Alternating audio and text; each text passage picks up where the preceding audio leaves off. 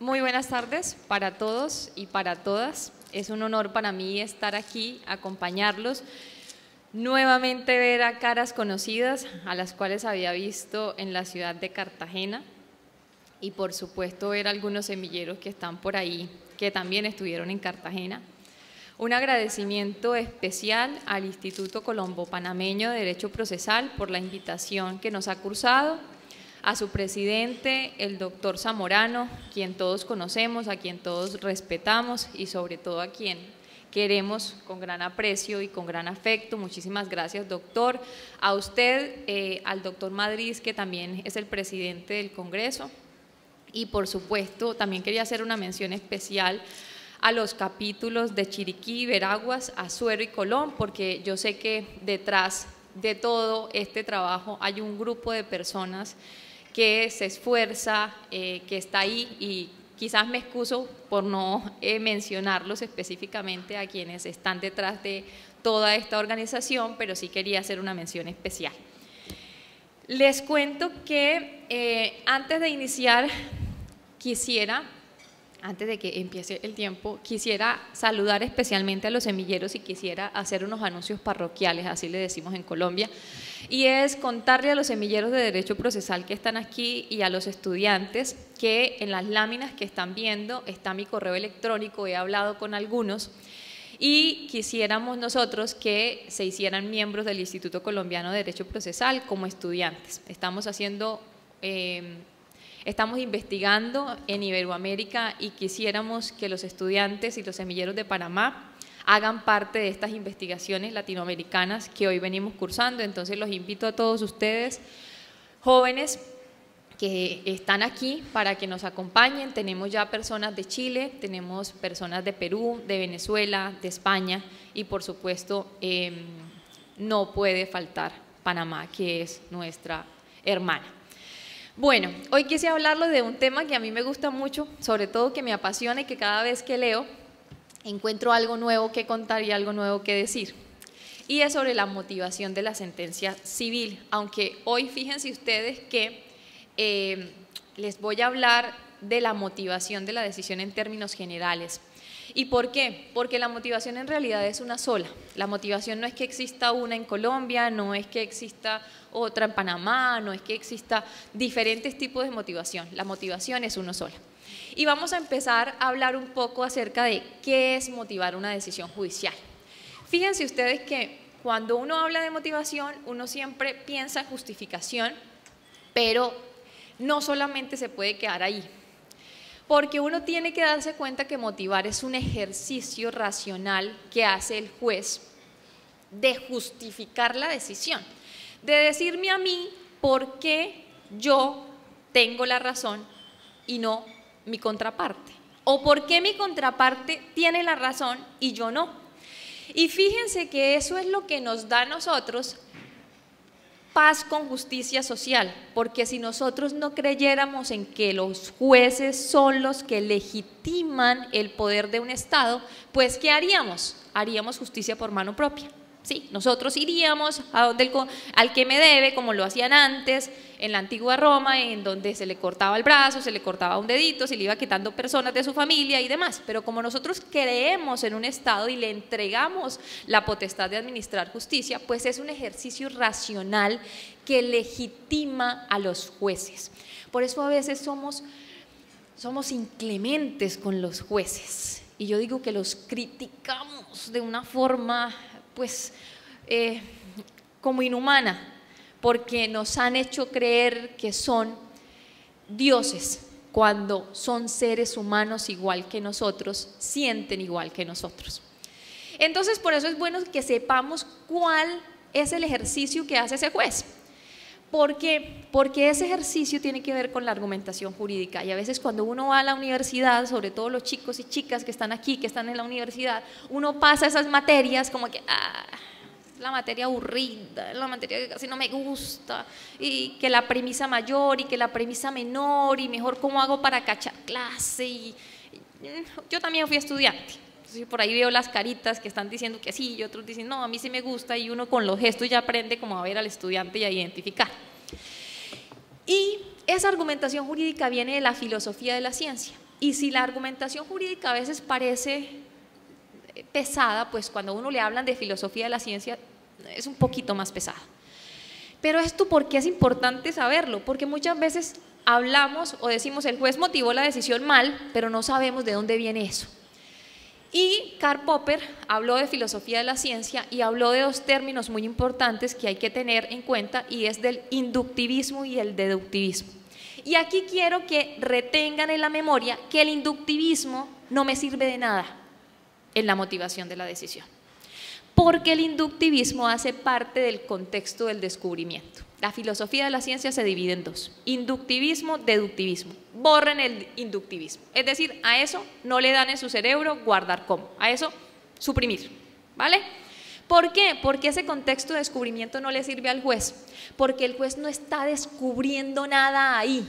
El juez no es historiador, el juez no va a establecer una fecha, el juez no va a analizar psiquiátricamente algo, como lo haría el psicólogo. El juez va a justificar. Por eso lo que me sirve es el deductivismo, que hace parte de un contexto de justificación.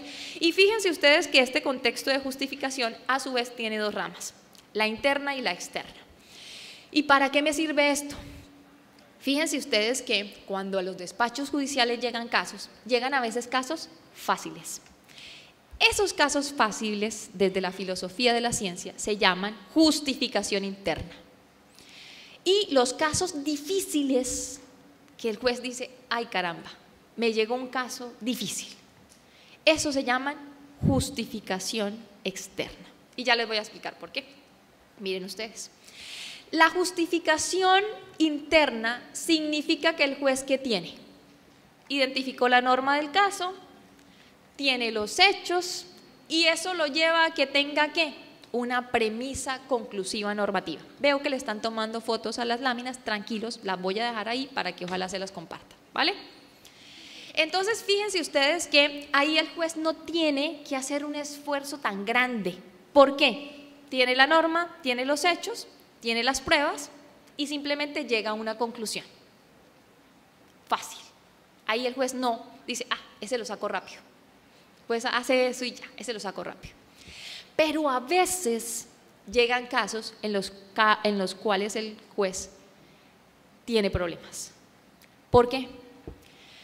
Porque la norma no es fácil de identificar o la norma no existe. Entonces ahí hay problemas.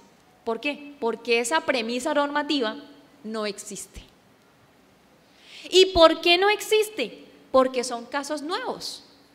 ¿Cómo cuáles? Imagínense ustedes, por ejemplo, inteligencia artificial, donde no tenemos a veces normas que puedan regular la inteligencia artificial.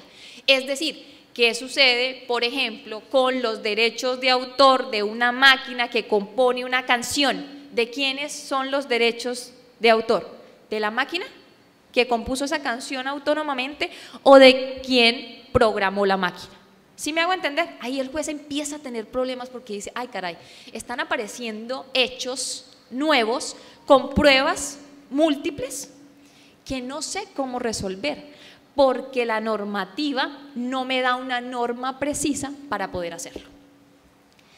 Y por eso, ¿qué es lo que debe hacer entonces? Como la conclusión, la premisa conclusiva, que es a la que él llega internamente para poder dar solución al caso, no está tan clara, ahí es donde está el ejercicio argumentativo del juez, de decir, ¿por qué tomó esa decisión sin que vaya a quebrantar el derecho del otro? ¿Por qué? Porque va a tener que acudir a ¿qué?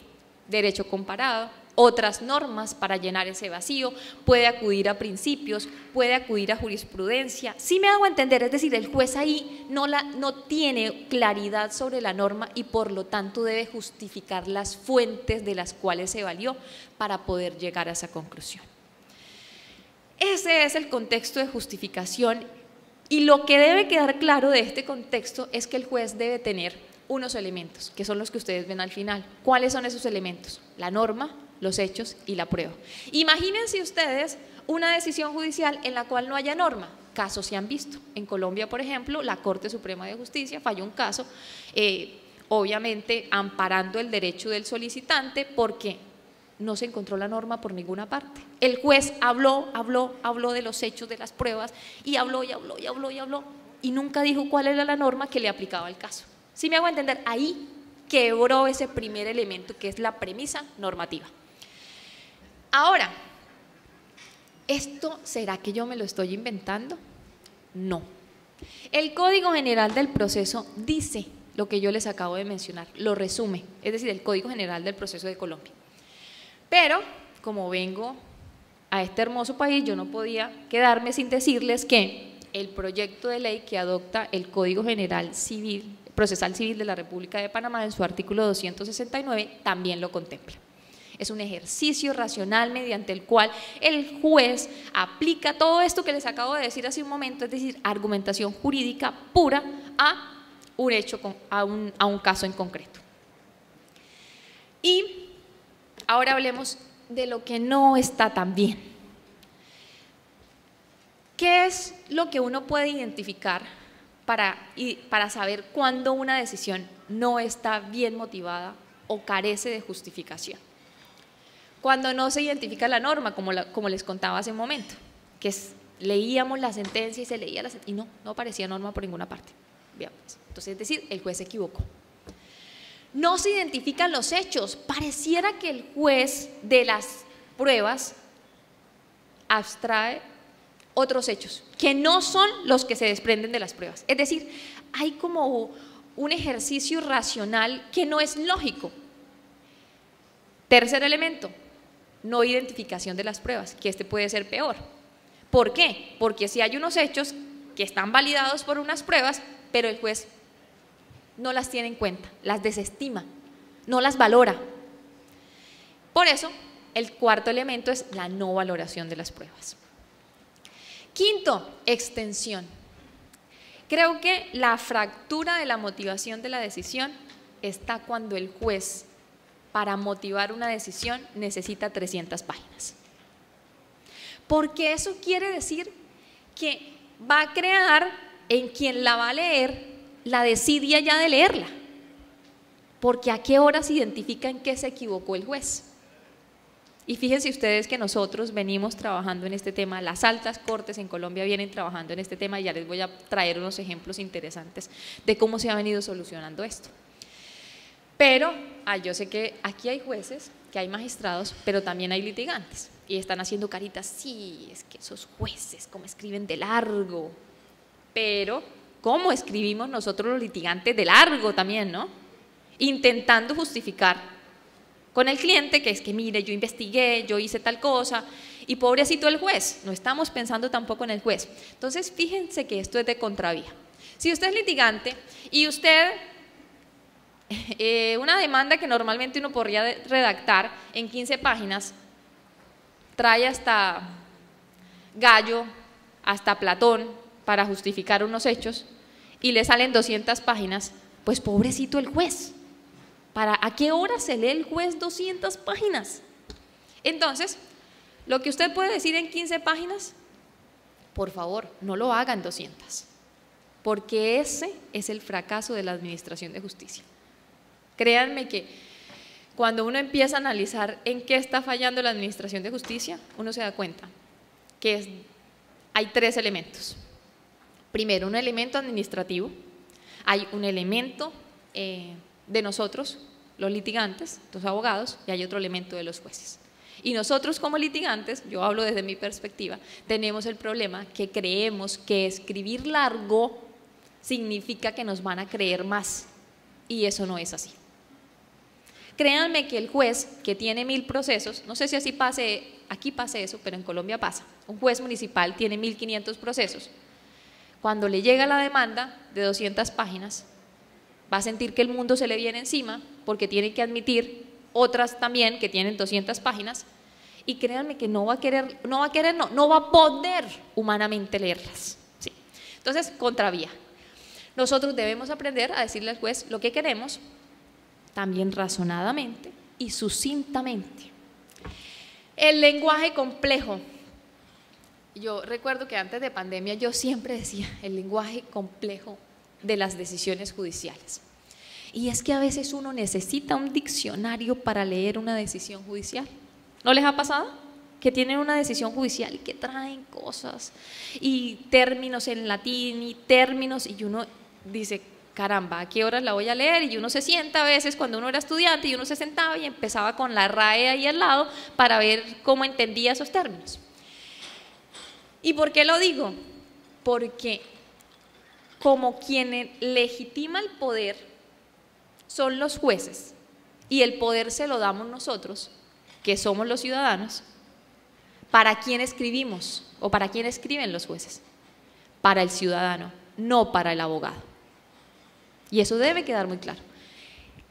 El juez no escribe para el abogado, el juez escribe para el ciudadano, para que un señor de 85 años pueda leer y entenderla, para que un niño de 8 años pueda leer y entenderla, para que una persona que haya hecho hasta quinto de primaria o a duras penas sepa leer, pueda entenderla.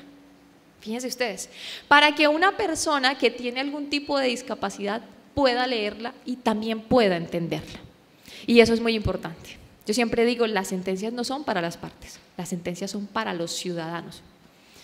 Y es muy difícil que un ciudadano que no tiene cómo contratar a un abogado no pueda entender su propia sentencia.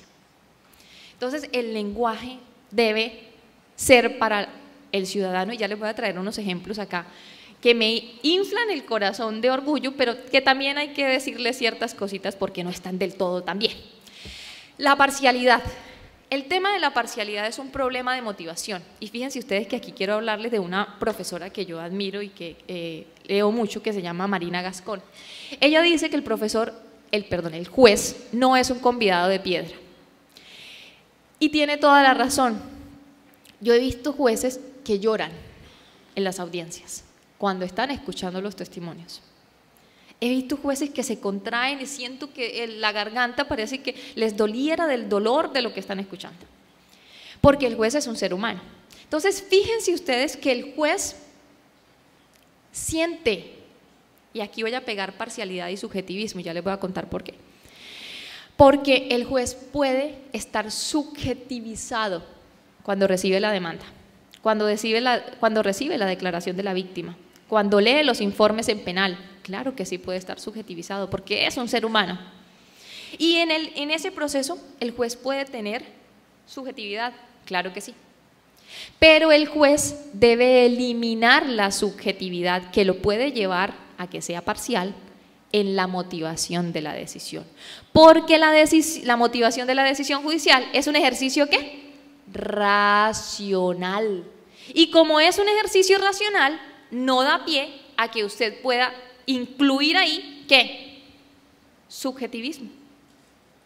Entonces, fíjense ustedes que ahí deben desaparecer. ¿Usted los puede tener antes? Sí, usted sí los puede tener antes, porque no podemos abstraer al juez como si fuera un convidado de piedra.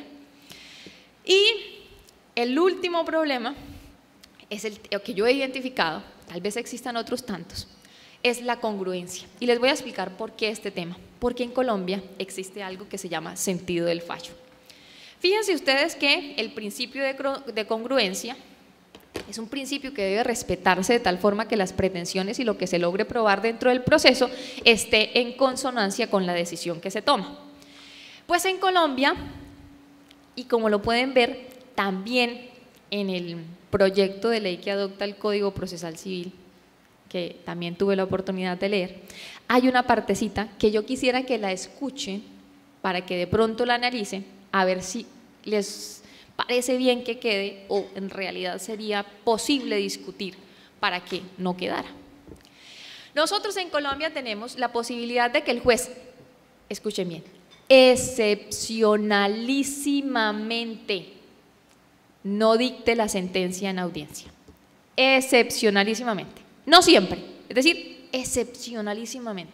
Ponga usted el caso de, un ejemplo, un caso muy difícil en el que ya llevan 3 días en audiencia, en el que el juez está cansado, en el que el juez ya dice, uy, yo mejor voy a dar el sentido del fallo porque ya no aguanto humanamente ni siquiera a emitir la sentencia. Entonces, él da el sentido del fallo. Han pasado situaciones con este sentido del fallo. Primera, el sentido del fallo no es recurrible. Entonces, como no puede dictar la sentencia, el código le dice, denos el sentido del fallo para no irnos así tranquilos, sin saber qué fue lo que pasó. Entonces, el juez dice, Juanito, le concedo la propiedad de esa casa, efectivamente operó la prescripción adquisitiva del bien. Y usted se va feliz y le dice, mire, cliente, le logré recuperar esa casita de, no sé, unos 3.000, 4.000 millones de pesos. Ahí harán la cuenta aquí en dólares. Y usted se va feliz con su cliente, le dice, qué rico, lo logramos, y uno se va orgulloso y uno empieza ahí a tener una tablita donde dice, lo gané, y se va tranquilo.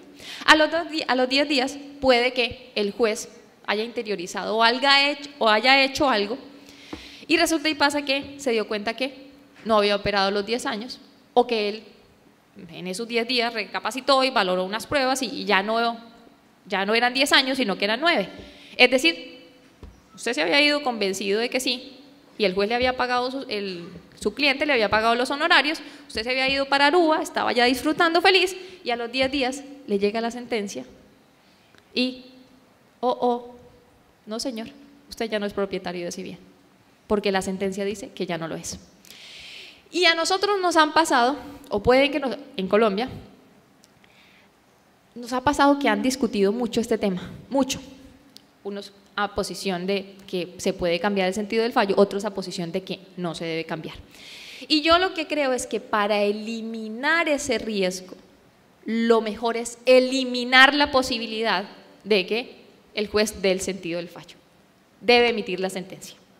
Es preferible que el juez emita la sentencia ahí, porque si no, quebranta el principio de congruencia, porque usted se va, además porque ese sentido del fallo, miren lo que dice, con una breve exposición de sus fundamentos, es decir, que debe motivar ese sentido del fallo. Y si motiva, ¿qué es lo que uno dice? El juez hizo un ejercicio racional, es decir, que yo le creo, ¿sí? Y lo mismo dice el artículo 264 del proyecto, o más o menos parecido. Entonces, si lo pudieran ver, yo estoy a favor de que se elimine para evitar cualquier tipo de interpretación que pueda ir en detrimento de la administración de justicia. Para mí es como lo mejor. Ahora, quiero centrarme en lenguaje claro en estos 4 minutos que me quedan.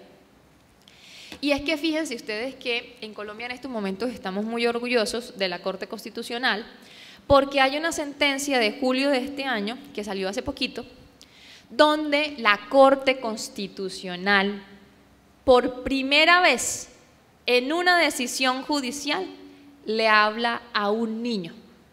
Y fíjense ustedes lo bonito de esta decisión. Dice, 6. Síntesis de la decisión para el niño. Hemos conocido tu situación. Sabemos que vives con tu abuelita y tu abuelito, a quienes quieres mucho. Sabemos también de las situaciones que viviste con tu papá y que probablemente eso te hizo sentir incómodo, triste, molesto. ¿Le está hablando al niño? Sí. Y miren que yo leí esa sentencia y me sentía feliz, pero sobre todo por ese pedacito. Ya les voy a contar por qué no estoy de acuerdo con lo demás. Y ahí ustedes pueden ver, y al final le dice, gracias por tu valentía. Yo me imagino que uno le lee eso al niño o él mismo lo lee y créanme que lo va a entender. Pero esta decisión me pareció fantástica cuando hizo esa síntesis, pero tengo unos reparos concretos, como diríamos en el recurso de apelación en Colombia, para esa decisión judicial. Y es que es una decisión judicial de tutela con 33 páginas, con 130 numerales. Y de esos 130 numerales, solo 8 son para el niño, porque lo demás no lo va a entender. Ni siquiera cuando se gradúe del colegio, y para entenderlas debería ser abogado. Entonces, Fíjense ustedes, les voy a contar un poquito en este caso, 30 segundos para contarles qué fue lo que pasó ahí. Resulta y pasa que la madre del menor murió y le dejó una pensión a él. Y resulta y pasa que la pensión se le estaba consignando a la cuenta bancaria del papá, quien fue acusado de abusos sexuales contra el niño, contra el menor. Y obviamente intervino Bienestar Familiar, se abrió una investigación contra el padre, se le da la custodia a los abuelos y pues obviamente no le vamos a consignar la pensión al papá. Pues resulta y pasa que la encargada de las pensiones, la empresa de pensión, la empresa a la cual había cotizado la mamá, seguía empeñada en que le iba a cotizar al papá porque hasta el momento era él quien tenía la custodia. Entonces ellos interponen esta tutela y la Corte Constitucional lo que debe definir es, o debe ordenar es que la aseguradora, en este caso, le consigne a la cuenta de la abuela. Eso es lo único que tiene que decir la Corte Constitucional. Entonces lo que yo le critico a la Corte es, usted para decir eso, eran suficientes 10 páginas, 8 páginas, no tenía que hacer un tratado de 33 páginas.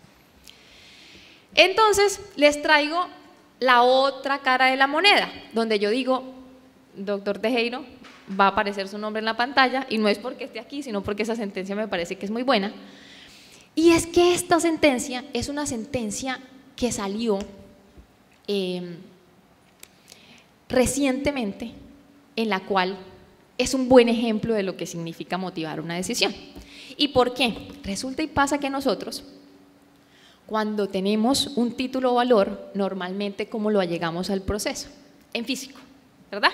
Uno lo allega al físico porque imagínense ustedes donde uno anduviera por ahí con una copia de un billete y el billete le sirviera para ir a comprar cositas. Pues no, ¿verdad? Uno tiene una letra de cambio y normalmente es en físico.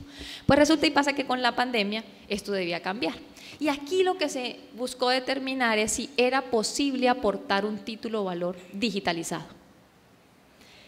Que es un tema complejo, ¿por qué? Porque es un tema de títulos.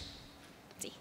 Es un tema donde usted tiene un título y eso es lo que le da a usted la garantía de poder hacer efectivo ese título. ¿Sí me hago entender? Usted no lo puede estar pasando por ahí. Por eso te pasa que en esta decisión judicial la Corte Suprema de Justicia dijo, sí es posible allegar digitalizado un título ejecutivo. Y para determinar eso desde el punto de vista constitucional, desde el punto de vista sustancial, desde el punto de vista procesal, justificar eso, no necesito 33 páginas. Ahí les voy a contar.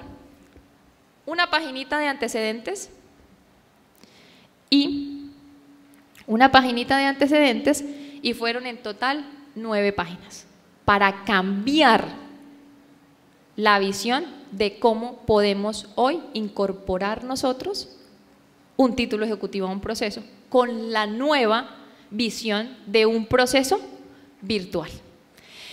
Hasta aquí llegué, les agradezco mucho a todos y les doy las gracias por estar aquí.